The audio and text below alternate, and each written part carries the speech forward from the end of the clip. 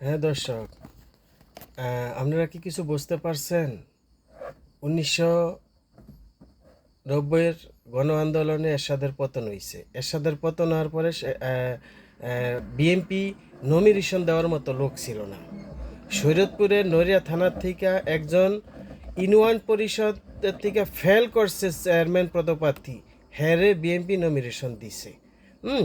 কিন্তু এই অবস্থায় সমস্ত শিল্পপতিরা, 90 জন শিল্পপতি আওয়ামী লীগের কাছে গেছিল, শেখ হাসিনার কাছে গেছিল, যাতে তাদেরকে নমিনেশন দেওয়া হয়। শেখ হাসিনা দেখলো আমাদের দলের নেতারা এত দুঃখ করছে, এত কষ্ট করছে, এত ত্যাগ স্বীকার গেছে, তাদেরকে দিব না। তারপরে তারা বিএনপিতে যোগ দিছে। বিএনপিতে যোগ দেওয়ার পরে তারা 90 জন শিল্পপতি, 90 জনই তারা পাশ করে আইছে। সেখানেই আওয়ামী লীগের 1991 সালের নির্বাচনে আওয়ামী লীগের ফেল হয়। হ্যাঁ, আওয়ামী লীগ আর ক্ষমতায় আসতে পারে না। এখনও একই অবস্থা শুরু করছে। ওই যে সালাউদ্দিন এখন আবার হে এসএম আলমের গাড়ি দিয়া চলতেছে।